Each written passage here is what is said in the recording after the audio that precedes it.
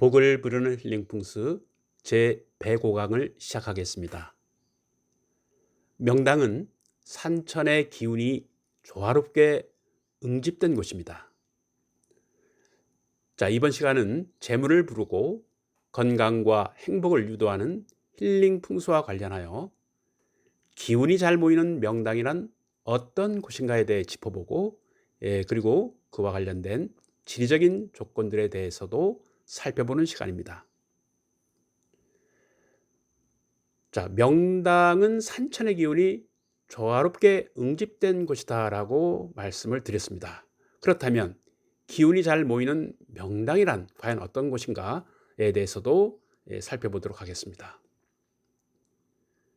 땅에는 기운이 잘 모이는 땅과 기운이 잘 모이지 않는 땅이 있습니다. 명당은 용맥, 즉 산줄기를 타고 흐르는 지맥이 이어져서 생명력이 가득한 이 산과 물, 산천의 기운이 모인 곳으로서 이러한 자리는 건강과 복을 얻을 수 있다고 보는 것입니다.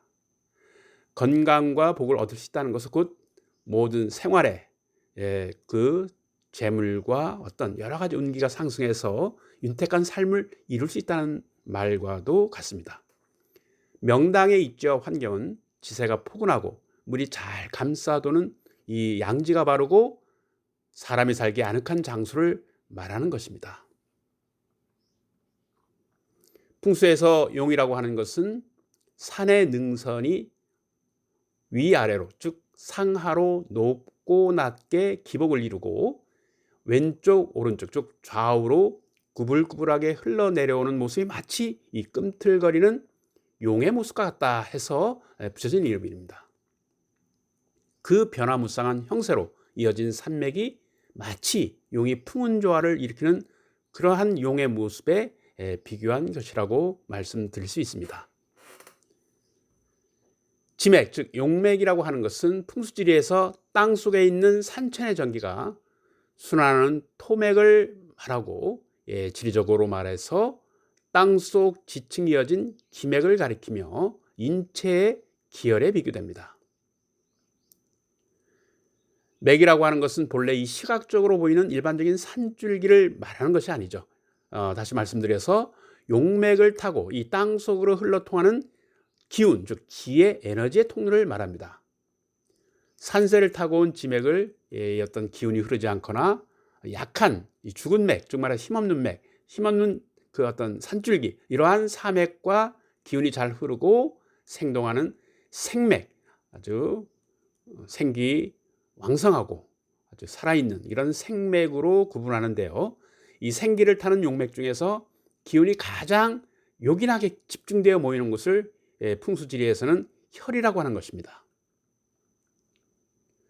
풍수에서 보통 지세에 따라서 음양의 생기가 유동하는 것이 마치 어떤 인체의 맥락에서 기와 혈이 흐르는 것과 같으므로 생기의 운행이라는 측면에서 이 맥이라고 한 것이죠. 사람의 인상을 관찰하는 것이 보통 우리가 관상이라고 말하죠. 그래서 관상이라고 한다면 풍수지리는 땅을 살피는 학문입니다. 그래서 음양의 허실을 관찰하는 지리 분야이므로 땅의 관상, 즉 상지술이라고도 부르는 것입니다. 혈이 맑으면 귀한 인품이 나오고 혈이 흐리면 천한 인품이 난다고 예로부터 여겼습니다. 지맥을 받아서 기운이 모이고 산세가 맑고 아늑한 곳을 일명 우리가 말하는 명당이라고 부르는 것이죠. 일반적으로 좌청룡, 우백호, 남주작, 북현무, 청룡, 백호, 주작, 현무가 이 사방에서 잘 이루어지고 그 앞으로 물길이 잘 감싸고 도는 포근하고 아늑한 지세, 즉 적당한 곳을 의미하는 것입니다. 명당을 이루는 지맥의 흐름들은 우리가 그림을 보시면 이해가 되실 줄 압니다. 집의 뒤쪽을 바치고 있는 주산이 어머니의 품처럼 아주 포근하고 수려해서 그리고 단정한 곳이며 주위 사방에서 호위하는 보호해주는 산들이 있고 산맥이 평지 쪽으로 유연하게 뻗어내려 흐르는 이 물가에서 물가를 만나면 이게 기운이 이제 그치고 거기에서 기운이 뭉치죠. 그래서 물가에서 그쳐서 평평한 들판에 집터가 이루어진 곳을 말합니다. 가장 좋은 곳은 일조량이 적당해야 한다는 것이고요. 그다음에 통풍이 잘 되어야 합니다. 그리고 적당한 거리를 두고 전후 좌우에서 어떤 동산이나 어떤 언덕 또는 산이 포근하게 감싸주는 이 아늑한 곳이 이상적인 명당이라고 말씀드릴 수 있습니다. 자, 명당은 심신을 건강하게 하는 이 치유의 장소에 비교됩니다. 예로부터 배산임수 즉 이 배산임수라고 하는 것은 뒤로는 산을 의지하고 앞으로는 물을 맞이하면 이 건강 장수하고 또 두 번째로 전저후고 앞이 낮은 듯하고 뒤가 높으면 영웅이 나온다 하는 세출영웅하고 그다음에 전착 세 번째로 전착후관 즉 앞이 좁은 듯하고 뒤가 넓으면 부귀여산이라고 했습니다. 부귀여산은 부한 그 부하고 귀한 것이 마치 산처럼 쌓인다라고 하는 것이죠. 자, 밝은 기운이 모이는 명당은 혈과 사. 여기서 혈은 아까 말씀드렸고요. 사라고 하는 것은 주변의 지형지물을 말합니다. 뭐 산을 포함해서 언덕을 포함해서 모든 숲이나 언덕, 그다음에 주변의 건물 등을 모두 통칭해서 사라고 하는 것인데요.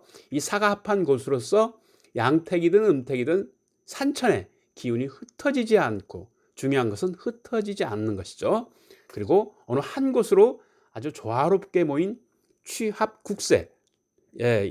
이 용어죠. 일종의 풍수 용어인데 취합이라고 하는 것은 어떤 기운들이 다 한 곳으로 모이는 그런 흐름을 이야기합니다.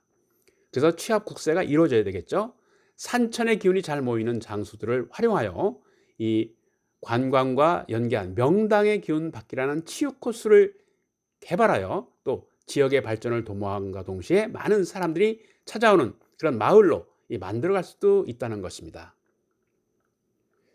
전통적인 풍수 이론에서는 바람을 음기, 물은 양기로 여겼죠. 그래서 이 두 가지는 모두 기운이 돌아다니는 어떤 물질을 말합니다. 기의 양이라고 하는 것은 바람으로서 일단 유행하는 것이고요. 기의 음이라고 하는 것은 물로부터 움직이는 것입니다. 따라서 이 기는 특유의 겸성을 가지고 있다고 말씀드릴 수 있는데요. 즉 바람을 타면 흩어지고 물의 경계를 만나면 비로소 그친다라고 하는 것입니다. 사람에게 영향을 미친다는 것은 바로 이 기운이 모이면 살고 기가 흩어지면 죽는다는 것입니다. 이 때문에 바람을 감추고 물을 얻는다는 곧 풍수학설에서 말하는 취기의 근본입니다. 취기라고 하는 것은 기운이 모이는 것이죠. 이 가운데서 알 수 있는 것은 우리 고전의 역경과 주역, 역경과 풍수학은 실제로 이 원류와 어떤 그 류의 관계, 즉 말해서 그 채와 용이라고 하는 그 관계로 비교할 수 있습니다. 즉 근원과 파생의 관계죠. 한의학의 근본은 역시 음양오행의 이론을 바탕으로 삼고 있습니다. 마치 그것은 음양오행의 전체적인 기틀과 이론에 의해서 건립된 것이라고도 말씀드릴 수 있습니다. 변별, 즉 판별하는 것으로서 인체의 음양과 허실, 표리, 그리고 한열 등을 다루는 일이 주요 임무라고 한다면 이는 곧 이 사람과 환경의 협조 관계를 살펴서 인체의 허실을 따지는 것과 같습니다.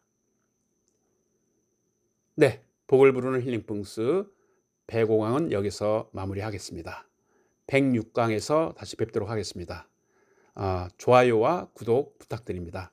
더욱더 좋은 내용으로 다가가겠습니다. 늘 건강하시고 복된 일과 행운이 함께 하시기를 기원합니다. 감사합니다.